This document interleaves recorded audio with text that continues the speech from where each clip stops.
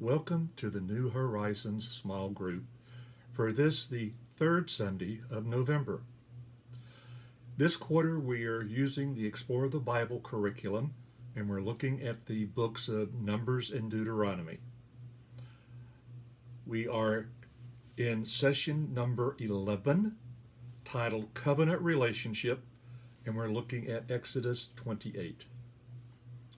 So Explore the Bible curriculum, books of Numbers and Deuteronomy, session number 11 entitled Covenant Relationships, and we're in Deuteronomy 28. As we've mentioned before, Deuteronomy is known as the second law. More accurately, it's the copy of the first law. The first law was given to Moses and the children of Israel in the books of Exodus and the books of Leviticus, as they were at the base of Mount Sinai, and God gave them not only the Ten Commandments, but also the laws and commands and edicts that they were to A, worship Him properly, and secondly, set the standards for how the children of Israel would relate to each other. So it was how to live as a nation, how to live as a people, and then how to properly worship God. When we get to the book of Numbers, we find that they have moved on from Mount Sinai to the Promised Land, southern border of Canaan.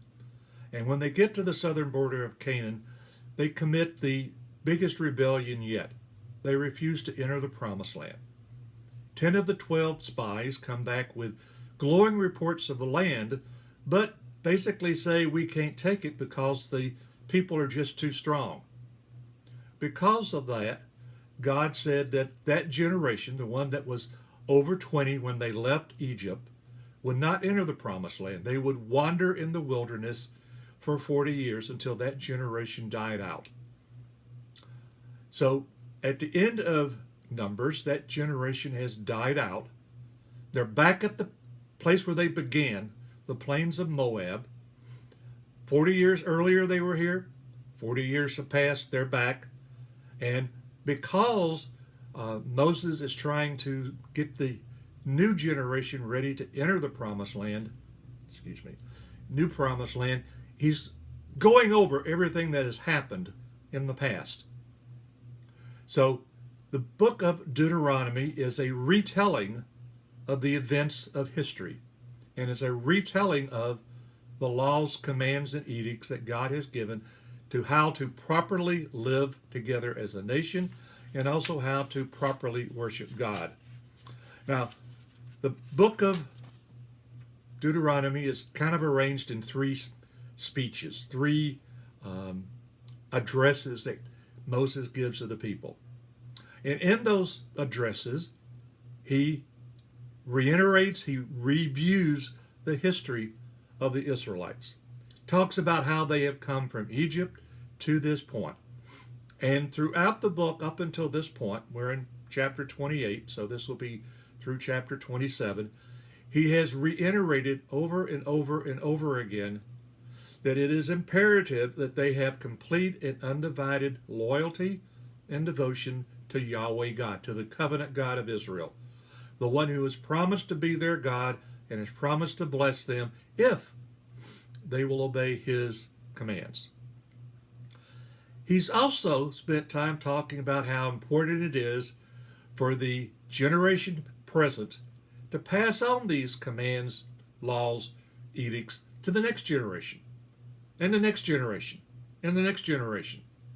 Every generation needs to relearn, if you will, what it means to be a holy people devoted to Yahweh God.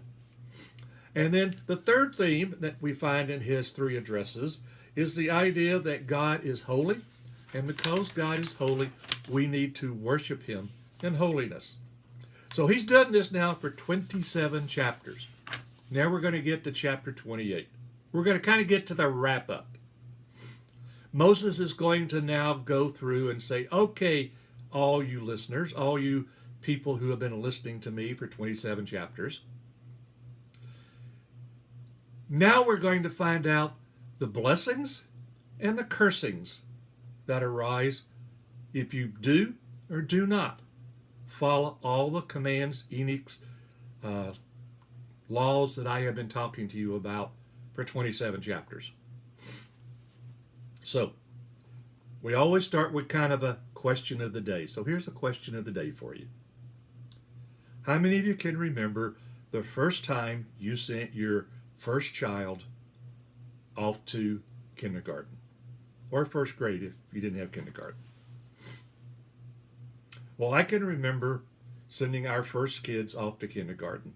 And we've seen our grandkids be sent off to kindergarten. For some, it's been a number of years, but I can remember them going off. And they always take a picture of them with a nice little sign that says, "This is my first day of kindergarten, first grade, whatever.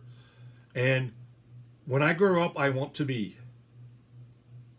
What's kind of in the background that you don't hear is all the things we tell our kindergartners when they get ready to go to school. Such things as, do you have your backpack? Do you have your lunch money? Or do you have your lunch if you're taking your lunch? Do you have any papers that they give you at school today? Be sure and bring them home, because I'll need to look at them and I'll need to sign them. And above all, have fun. You ever remember doing that? If we're honest, probably we've all done something similar. We're not telling them anything new. And Moses is not telling the children of Israel anything new. They've heard it before.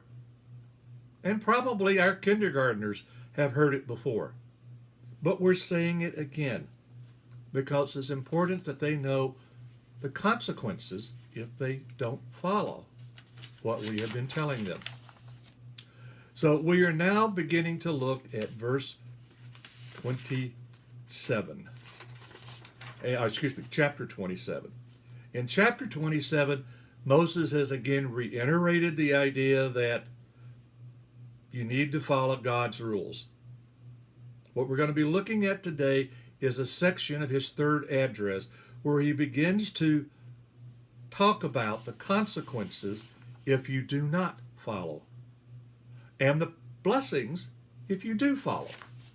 So we're going to start with Deuteronomy chapter 28. This is a section of blessings and curses. Chapter 28, beginning at verse 1 and going to verse 6. So these, first off, I'm going to read from the NIV, and then I'm going to talk from, the Holman version. So Deuteronomy chapter 28, verses 1 to 6 from the NIV. If you fully obey the Lord your God and carefully follow all his commands I give you today, the Lord your God will set you high above all the nations on earth. All these blessings will come upon you and accompany you if you obey the Lord your God. You will be blessed in the city and blessed in the country. The fruit of your womb will be blessed, and the crops of your land, and the young of your livestock, the calves of your herds, and the lambs of your flocks. Your basket and your kneading trough will be blessed. You will be blessed when you come in, and blessed when you go out. Pretty comprehensive there. So let's see what the Holman has to say. Verse 1 in the Holman says, now. So now is kind of, again, looking back. Everything I've been talking about for the last 27 chapters, everything that I've told you about devotion to God, training up your children, holiness, how to live for God, how to properly worship him, everything that I have been telling you. Now, if you faithfully obey the Lord your God and are careful to follow all his commands that I am giving you today. So when we look at the words faithfully obey, or in the NIV, fully obey, it's a very strong emphasis in the original Hebrew. It's almost a command. It's an imperative. This is something that you need to do in order to have a fruitful life. So if you faithfully obey the Lord your God and are careful to follow all his commands I am giving you today. So it's an imperative to do it, and then you are to do it carefully. And carefully means to be very watchful about how you do it. Remember last week we said don't add to or subtract from what God has said? Well, Moses is kind of reiterating it here. Be careful not to add to or subtract from, but carefully follow everything that God has told you through me. The Lord your God will put you far above all the nations of the earth. So if you follow these rules, if you follow the commands that I am giving you from God today, you're going to be a blessed nation above every other nation on earth. They're going to look to you and wonder, how come these folks are so blessed? But there's a requirement. Following the words that Moses is given today, that are the commands, edict, laws that God has given him. Verse 2. All these blessings will come and overtake you because you obey the Lord your God.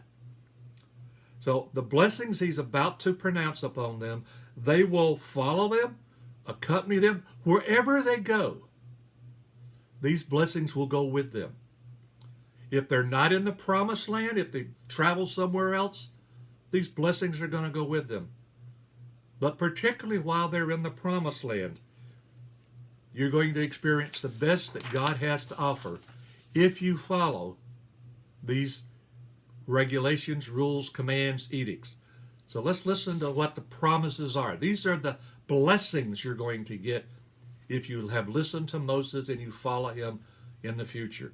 Blessing number 1 in verse 3. You will be blessed in the city and blessed in the country. So some people will want to live in cities behind walls for security. They'll be blessed. Some people will want to live out on the plains. They want to live on farms and small villages without walls around them. They will be blessed. It doesn't matter where you live. God's going to bless you if you keep his rules, commands, edicts, laws, etc. So that's blessing number 1. Wherever you are, God's going to bless you. Number 2, in verse 4. Your descendants will be blessed, and your soul's produce, and the offspring of your livestock, including the young of your herds and the newborn of your flocks. So God is blessing them with fruitfulness from every level. Their crops, whatever they grow, will produce abundantly. Their livestock, cattle, their flocks, sheep, goats, will all produce young, and their flocks will grow. And also, the fruit of their womb, or their offspring, their descendants, will be fruitful. Remember, back when Abraham started, God promised to make his descendants a great nation, that they would multiply to be greater than the sands of the sea and the stars in the sky. So God's kind of reiterating it here.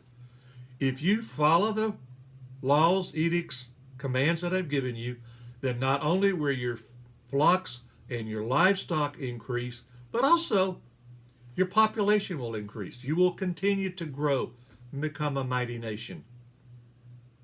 So, blessing number 3, your basket and kneading bowl will be blessed. Well, the kneading bowl or the kneading trough was basically the container that they would put unleavened bread in and then knead the leaven into it and let it rise. If you remember when they left Egypt, they left in such a hurry, they took unleavened bread with them. But here, they're talking about making bread with leaven, so it rises, gets bigger. Now, there's word that is used here to translate as basket only appears 4 times in the Old Testament, and always appears in either Deuteronomy 6 or Deuteronomy 26 or Deuteronomy 28. And every time you see it in the context of Deuteronomy, it's talking about a receptacle for food. So basically what God is telling the people through Moses, if you follow my rules, commands, edicts, etc., Not only will you have abundant crops, abundant livestock, abundant children, you will also have abundant food. Things that you produce will feed you and feed you well. Verse 6, you will be blessed when you come in and blessed when you go out. Well, man, that covers everything. When you come into your house, you're blessed. When you go out of your house, you're blessed. When you have offspring, they're blessed. When you have flocks, their offspring will be blessed. You'll have plenty of food. You'll have plenty of produce. God is promising abundant care for the Israelites and all who follow his rules, regulations, edicts. Those who are living in a right relationship with him, God is promising to bless them. Now, interestingly enough, when they talk about blessings or prosperity in the Old Testament and in the New Testament too, they're not just talking about financial resources. This is not a prosperity gospel. This is not to say that God is going to bless you abundantly just because you say you're a believer. What he is saying, though, here, Moses, for God, is that if you follow his precepts, commands, laws, edicts, God's going to take care of you. You're going to have what you need. God will provide for your needs. It's not necessarily going to give you the Cadillac, but he'll give you the Ford. He will take care of your needs. But these were the blessings. Now come the curses. When you look at Deuteronomy 28, 7-14, we now see a few other blessings, and then when we get to verse 15, we get to the curses. So what are the other blessings in 7-14? Well, they're going to be successful in battle, abundant harvests. Everybody will stand in awe of them. They'll be blessed in every way, as I've said before. But when you get to chapter 28, verse 15, here are the consequences if you fail to follow what God has said. Now, interestingly, we're going to only look at, I think it's 15 through 19. But it goes on to verse 68. So 15 to 68 are all curses for failure to obey God's law. It's interesting to me that the blessings are covered in 14 verses, and the curses are going to be covered in 50-something verses. More curses than blessings. I guess negative reinforcement works better than positive reinforcement. I don't really think that. I think positive reinforcement works better. But maybe for the Israelites, the idea is negative reinforcement works better. I don't know. But it's just interesting to me that there's so many more curses than there are blessings. So let's take a look at Deuteronomy 28, 15 to 19. So here it is in the NIV version. 28, 15 to 19. However, but if you do not obey the Lord your God and do not carefully follow all his commands and decrees I'm giving you today, all these curses will come upon you and overtake you. You will be cursed in the city and cursed in the country. Your basket and your kneading trough will be cursed. The fruit of your womb will be cursed, and the crops of your land, and the calves of your herds, and the lambs of your flocks. You will be cursed when you go in, and cursed when you go out. Interesting. It almost exactly parallels verses 1 to 6. Look at verse 1. If you fully obey the Lord your God and carefully follow all of his commands I give you today, the Lord your God will set you high above all the nations on the earth. Verse 2. And these blessings will come upon you and accompany you if you obey the Lord your God. Look at verse 15. However, if you do not obey the Lord your God, do not carefully follow all his commands and decrees I give you today, all these curses will come upon you and overtake you. Very similar wording. Previously, Moses has highlighted in verses 1 through 14 the blessings. Now he's going to talk about what happens if they fail to follow God's requirements. Again, when they talk about commands, decrees, statutes, these are things that would have been inscribed. So the Ten Commandments inscribed on stone. They inscribed them on scrolls of parchment or leather, skin of some type.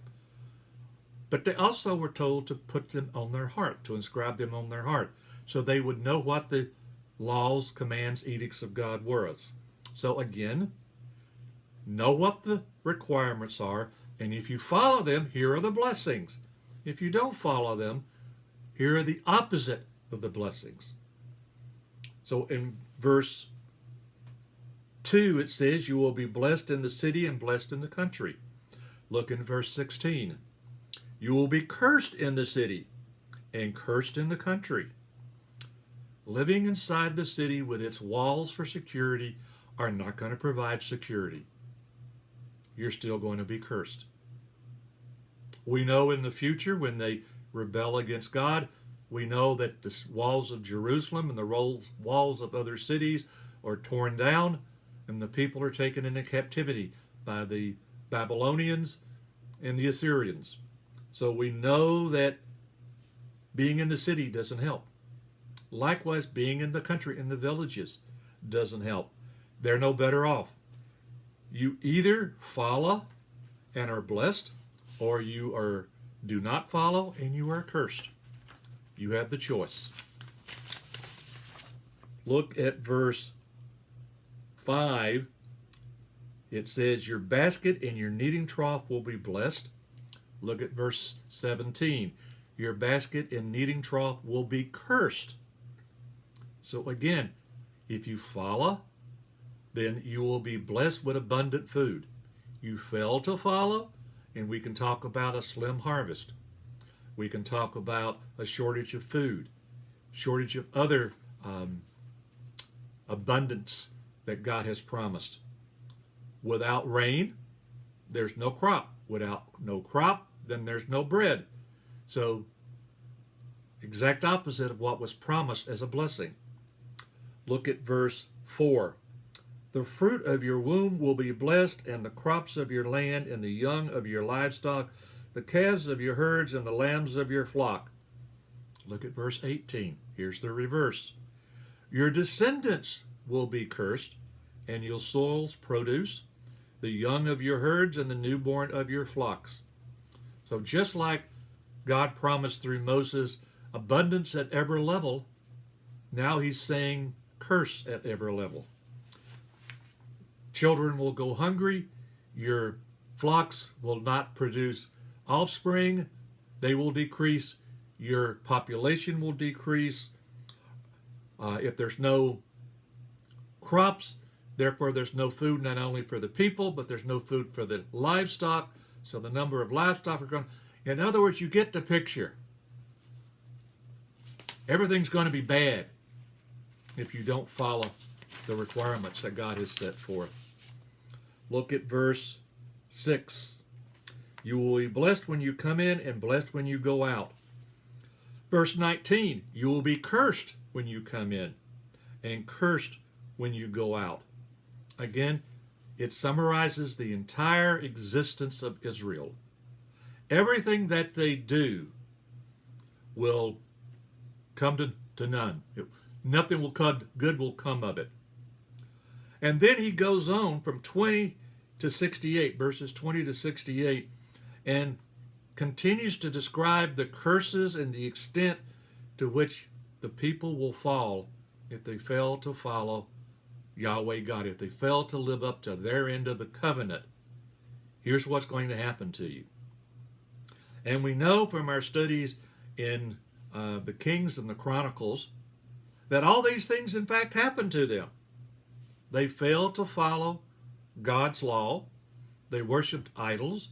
They looked to other people for their security. And because of that, God cursed them. He brought in outside armies to devastate the land, to exile the people, to rule the people, rather than cursing them within. They cursed them from people coming from without.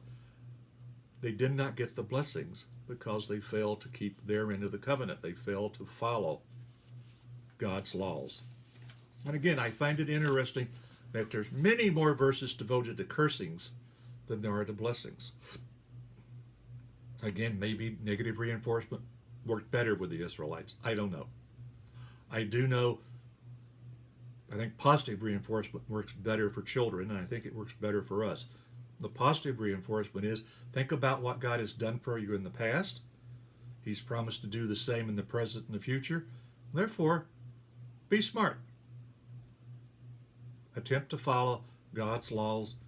Ask for forgiveness when you fail. But know that Christ is the one who was perfect, and he was the one whose sacrifice covered all of our imperfections. And that we can continue to live under God's blessings because what Christ has done for us.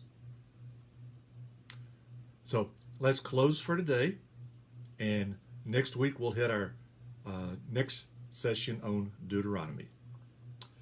Heavenly Father, thank you for the time to study your word. Thank you for the lesson that we have here, that there are blessings and curses for those that say they are believers. If we follow your word, if we follow your laws and edicts, we are blessed. If we fail to do so, we can be cursed. But we thank you that that curse is overcome by the blood of Christ, who has covered all of our sins, and therefore we live in a right relationship with you because of what he did. May we always remember that, but may we always strive to be justified before you because of what he has done, and to worship you as you desire to be worshipped, and may we live in community as you desire us to live in community. For we ask it in your name. Amen.